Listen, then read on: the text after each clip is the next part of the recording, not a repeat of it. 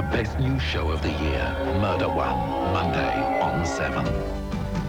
7's always there with you. Australia's home.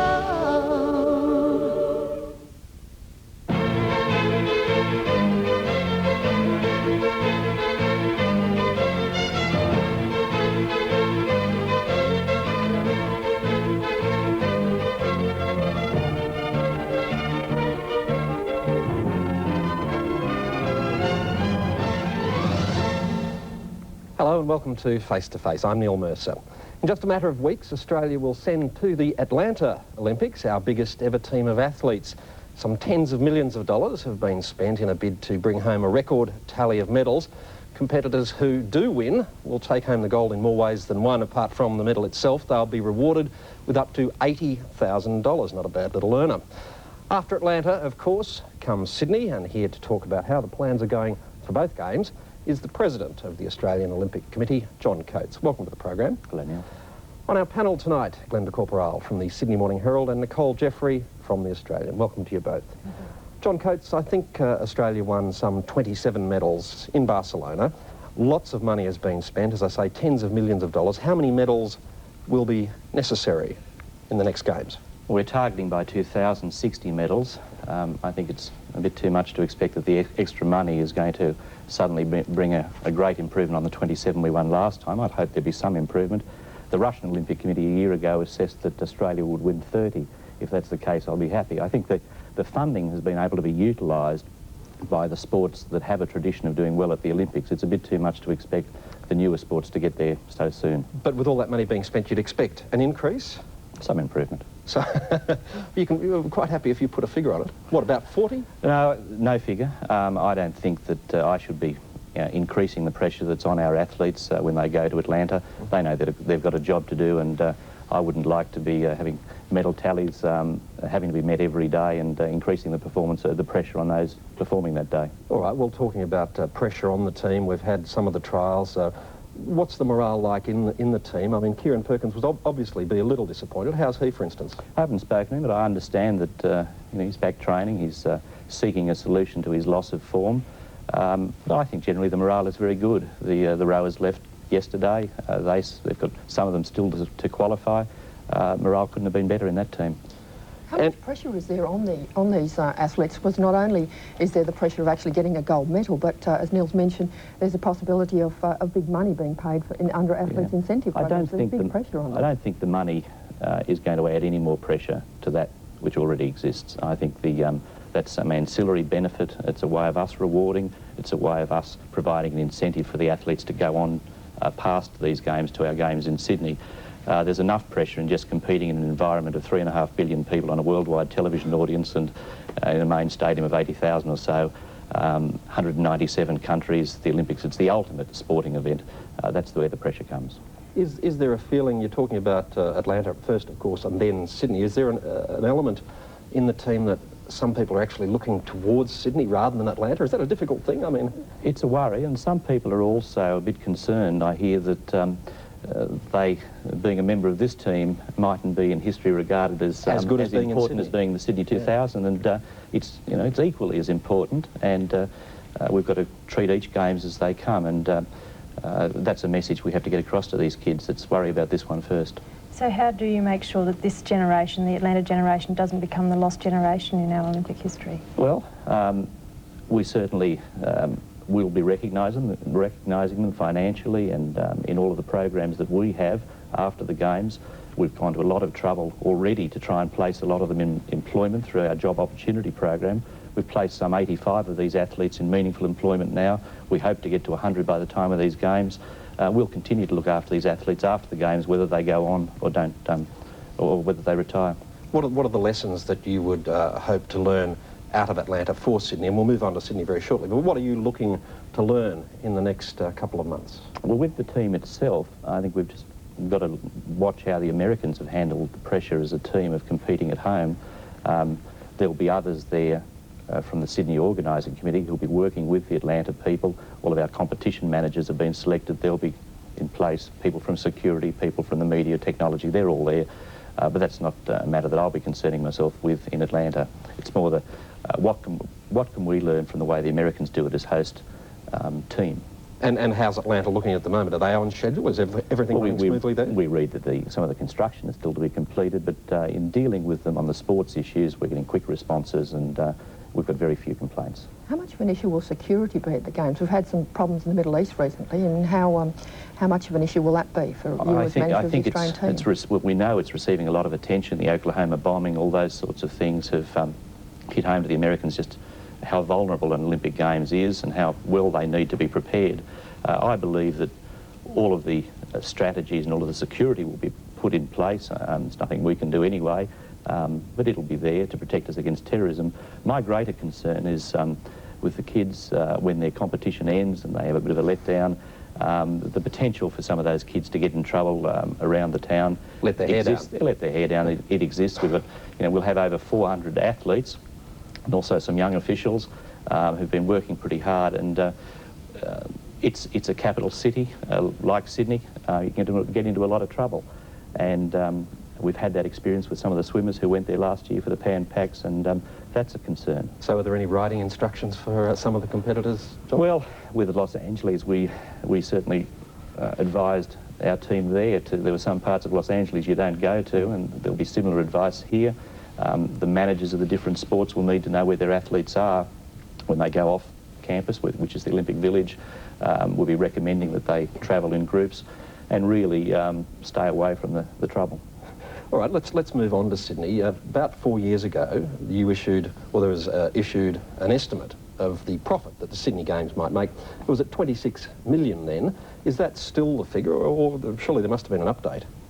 Well, the budget, in fact, hasn't been redone. There's been some planning, and people have done some figures based on the increases in TV revenues over and above budgets, but there's also some indications that on the expenditure side, some things were omitted and some new things will need to be addressed. So costs are blowing out a bit? Costs have gone out as well.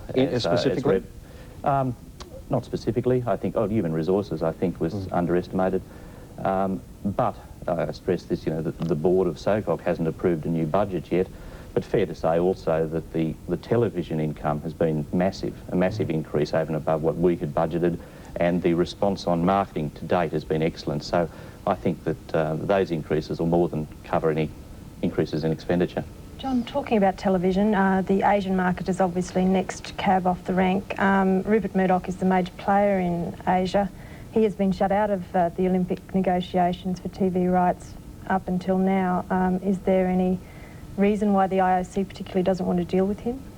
No, they dealt with NBC, with whom they dealt before in America, and NBC came up with a deal that took the Olympic movement through to 2008, and that topped the Fox deal. So far as Europe was concerned, the offer from the consortium that Mr. Murdoch was involved with was greater than the ultimate amount that was accepted from the EBU. Were you disappointed when he didn't get that? I mean, it was a lot of extra money for Sydney. No, I was one of those that was on the side of doing a deal with EBU. The EBU provide a lot of assistance to our Olympic sports in the other years, and I think that has to be taken into account. Now, so there's some loyalty there, not just money. Yeah, loyalty, and I think that now the Sydney organising people, those who aren't involved with the sports, say, well, why should we have to pay for that? I understand that, but I come from the sports, and we get a lot of coverage from the EBU in the other years. All right, John Coates, we have to pause. We'll be back with more on Face to Face. Just a moment. Stay with us.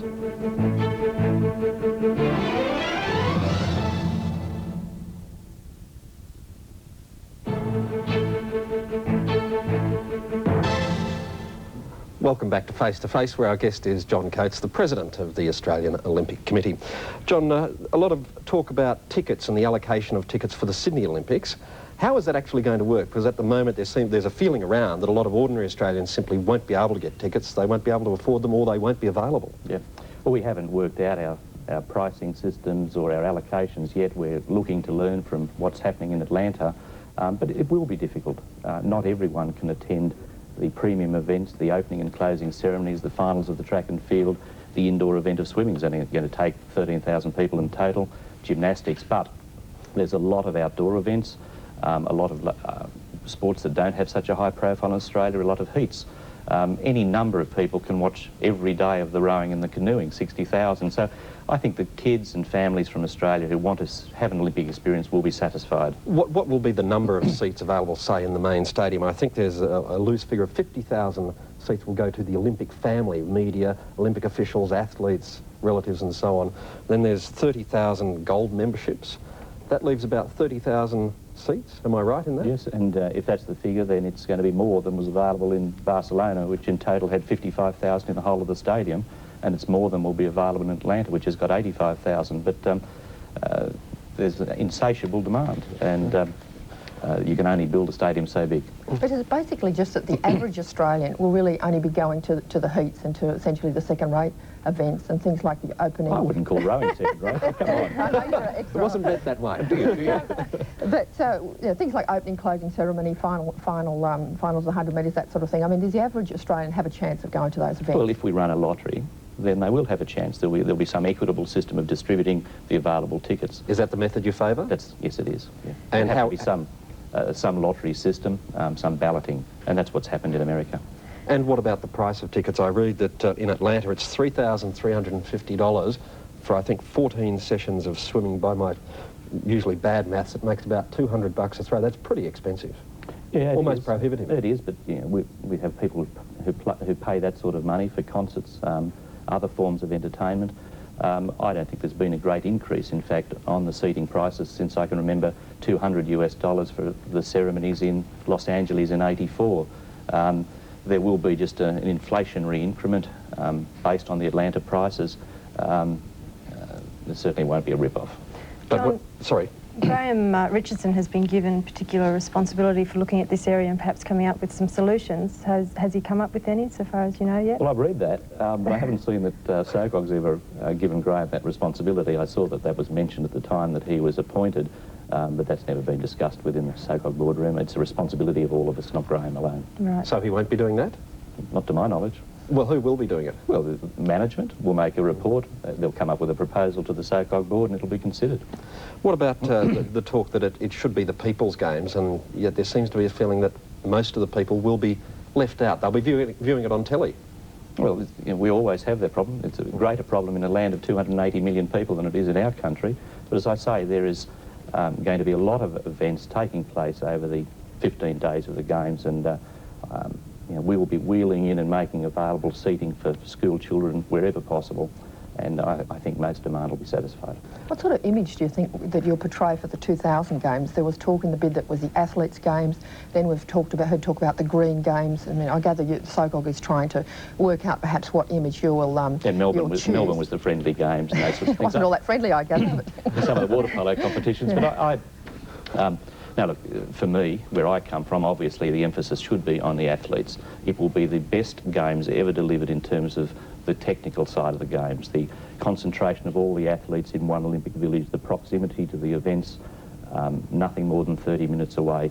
That's what I'd like to emphasise to make it really great for the athletes. When, rather a few weeks ago, we spoke to Noel Pearson from the Cape York Land Council, and he was flagging the very real possibility that Aboriginal groups would hold protests at the 2000 Olympics. Have you had any talks with him, or would you consider doing that if that became a reality? I haven't, but again, the Sydney Organising Committee has got close relations with that community, with the Aboriginal community. As an Olympic committee on the sports side, we have recently and belatedly established some scholarships, Olympic Training Centre for our Aboriginal and Torres Strait Islanders. Is that because of possible threats like this? No, it's because of we should have been doing it earlier, and we've been doing it for African developing nations and those from Oceania as well. It was about time we did it for our own. But you know, certainly I don't think there's any argument that when it comes to the selection of Australian Olympic teams that there's any racial basis for the selection of those teams. So I've certainly had no complaints in that area. All right, we have to take a break. You're with Face to Face. Stay with us. Back with more in a moment.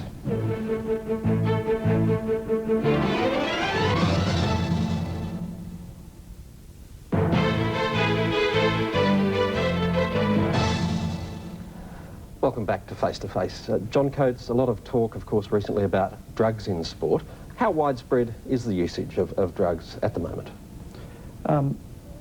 It still exists, we understand, but I think that there's such a testing regime in Australia, and there's been good education in recent years, that I think it's a lot lesser use by Australian athletes. But the potential's still there that one of our team members will go positive in Atlanta. And indeed, I think there was a survey by the Australian Sports Drug Agency released pretty recently, which suggested that a lot of athletes are feeling under more and more pressure to use drugs, partly because of the financial rewards involved. Does that concern you? It does. That complaint is always there. That suggestion's always there, but we just have to counter that with by educating the athletes on the dangers of taking these drugs and the fact that it is just blatant cheating. Will all our athletes be tested before they go into Atlanta to give yourselves the best chance of preventing an athlete from going positive? We're trying to. They're all around the world at the moment, and it's difficult. There's been a lot of out-of-competition testing by ASDA. There'll be further testing, probably targeted testing, that'll take place when the team assembles just outside of Atlanta 2 or 3 weeks before the Games. But again, not all the athletes will be there. Some will be competing elsewhere. So far as I'm concerned, I'd like to test them all.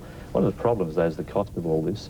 The testing in Australia takes place, and I think that might cost $300 a sample, or an analysis. But there is a new testing mechanism that will be used in Atlanta, high reproduction and mass spectrometry, and it's evidently got the ability for some of the banned substances to go back a lot further. How much further are you talking about? 6 or 7 months, as against 1 or 2, to pick up a substance. Now that means we could have a situation where someone's been tested in Australia, been tested clean, and then subsequently tests positive in Atlanta. But again, the analysis for that test is $1,000. So it's a lot of money. Does that create a legal minefield for you then, if someone's tested negative here and then tests positive in Atlanta? Maybe. You can't underestimate these lawyers. But, being one yourself. Yeah, something like that. But look, I don't think ASDA gives any warranty that just because you've passed ASDA's test, you'll pass the test in Atlanta. But you can never underestimate lawyers, as I say. But John, the average person reads in the paper that there's a lot more crackdown on drugs in sport, but overall, say compared to Barcelona, is the Olympics cleaner in terms of drugs? Will the 1996 Olympics be cleaner, say, than compared to Barcelona, or are more people really using drugs? I really don't know.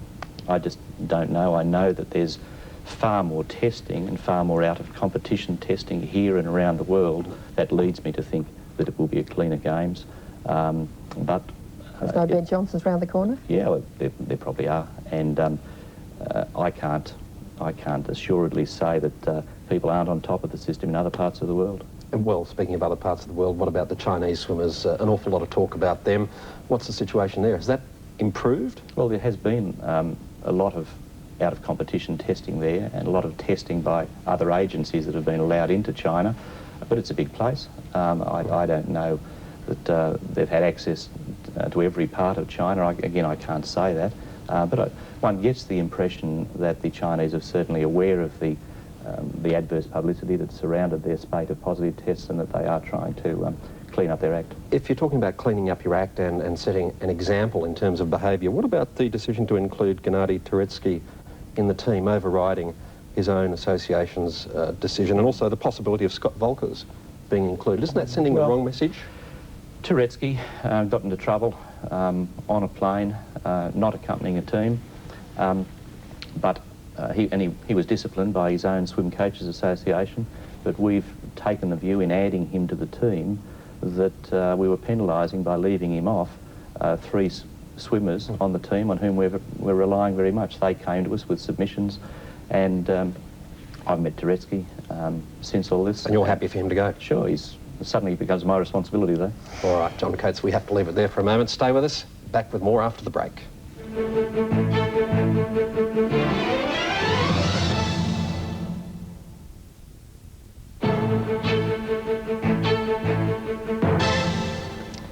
Welcome back. John Coates, there's been some talk recently that as society changes, some sports become less acceptable, particularly boxing, but also there's been some suggestions later that shooting may not or shouldn't be an Olympic sport. What do you think of those 2 suggestions? I think the boxing is under control and should be differentiated from the professional boxing. The Olympic boxing is a point-scoring system. They wear headgear, they have shorter rounds. A lot of medical people on standby, and we haven't had a problem. The shooting obviously is topical at the moment, and it's something that I would think that the sports shooters are going to have to address their image. I think they protest us too much at the moment, and there is a problem in terms of them being role models. They're going to have to go out and explain the safety aspects of their sport and the skill that's involved. And so you don't foresee a ban on Olympic at this stage? No, I don't. It's something that's in the hands of the International Olympic Committee, not us, but I don't foresee it. All right. What about the main stadium? There's been, we were talking about it earlier, but how are construction plans going, given that we're in a new industrial relations climate? The Accord is, of course, pretty much gone. Are you concerned at all that there might be union action that could delay the construction of the stadium and the village? You know, that's a concern, but I think the government appears to have it under control. The contracts for the stadium are shortly to be signed, and we've got a long time compared to the period within which America built their stadium. And we've had, I must say, for the Olympics, we've had tremendous support from the unions in what has been constructed already. And I think the Australian union movement will regard this as nationally significant for us, and I'm sure they'll continue to support us. With the biggest single construction project from now on in, that's a $750 million athletes village, that still hasn't been decided, possibly still could take till the end of the year. I mean, can we afford to have these sort of slippages in construction, particularly in some of these major projects? The village is the big one now, and we certainly would want it to know what direction we're taking by the end of this year. It leaves us 3.5 years, and I wouldn't like to see any lesser time than that, for all the reasons you've mentioned. Is that holding up work on, say, the media village and various other construction activities? They're all separately being planned, and but again, they're nowhere near as significant. The village is the major task facing the government. And in terms of who will officially open the Sydney Olympics, John Coates, who should it be? Should it be the Governor-General, or the Prime Minister, or the Queen? Yeah, well, I think the Charter says the head of state. And well, who's that in your view? Well, in my mind, that's the Queen if available, the Queen of Australia, and if not, her representative. So that would be the Governor-General. You will be asking the Queen to do it? Well, we haven't discussed that. Probably that's a matter for the so-called board to discuss, but I would have thought you'd have to certainly ask the Queen in the first instance. It's the head of state. All right, and do you expect there'd be much political opposition to that if the Queen did open the Games? I can't imagine it, and but look, who can anticipate where this debate is going? It seems to be moving up and down, and at the moment there wouldn't be any opposition, I wouldn't have thought, but who can say what the position will be in 4 years' time? And as a broad overview and summing up, I mean, how is the planning going for Sydney? How is all the construction going? Are you happy with progress? I mean, there's been some toing and froing between the organising committee, the AOC, the state government. Seems to have been some confusion over roles. Is that all sorted out? I think so. We've had our moments. But that's always going to be the case in the organising of any Olympic Games. There's a lot of players, but at the end of the day, we'll deliver. All right, John Coates, we've run out of time. Thanks very much for your time today. Thank you. We've been face-to-face with the head of the Australian Olympic Committee, John Coates, and on our panel, Glenda Corporal of the Sydney Morning Herald and Nicole Jeffrey from the Australian, and our thanks to them. We'll be back at the same time next week. Hope you can join us then. Till next Sunday, good night.